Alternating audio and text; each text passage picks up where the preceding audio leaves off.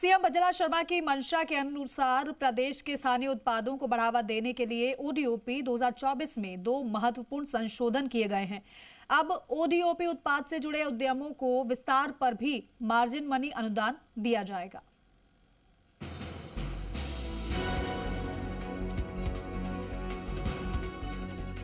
मुख्यमंत्री भजनलाल शर्मा की मंशा के अनुसार प्रदेश के स्थानीय उत्पादों को बढ़ावा देने के लिए एक जिला एक उत्पाद नीति यानी कि ओडीओपी 2024 में 2 महत्वपूर्ण संशोधन किए गए हैं। अब ओडीओपी उत्पाद से जुड़े हुए उद्यमों को विस्तार पर भी मार्जिन मनी अनुदान दिया जाएगा।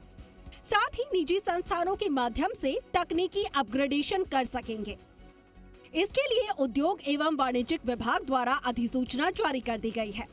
उद्योग वाणिज्य विभाग के आयुक्त नीलाभ सक्सेना ने बताया कि राज्य बजट 2026-27 में ओडीओपी इकाइयों को विस्तार के लिए भी मार्जिन मनी देने की घोषणा की गई थी।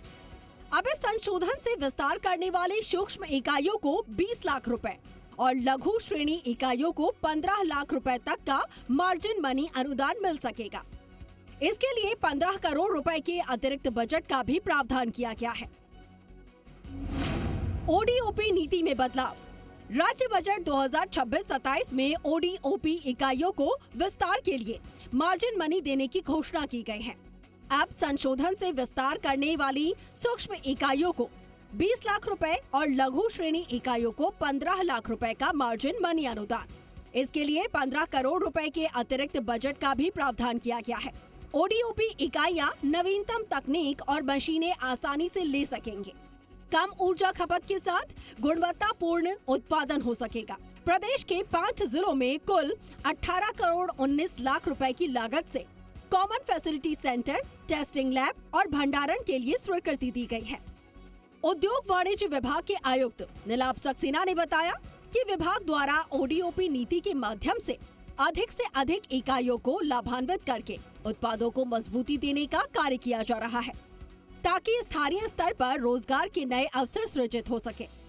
हाल ही में प्रदेश के 5 जिलों में कुल 18 करोड़ 19 लाख रुपए की लागत से common facility centre, testing lab और भंडारण के लिए स्वीकृति भी दी गई है। राज्य बजट 2026-27 में ही ओडीओपी से जुड़े आवेदनों की जिला महाप्रबंधकों द्वारा ही स्वीकृति जारी करने संबंधित घोषणा की गई थी। उद्योग एवं वाणिज्य विभाग द्वारा इसे 1 मार्च 2026 को अधिसूचना जारी करके आवेदन प्रक्रिया पूरी तरीके से ऑनलाइन कर दी गई है, जिसके सकारात्मक परिणाम भी सामने आए हैं।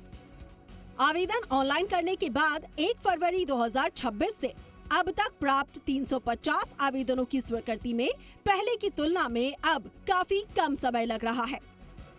मुख्यमंत्री भजनलाल शर्मा की मंशा के अनुसार स्थानीय उत्पादकों को बढ़ावा देने के लिए एक जिला एक उत्पादन नीति 2024 में 2 महत्वपूर्ण संशोधन किए गए हैं।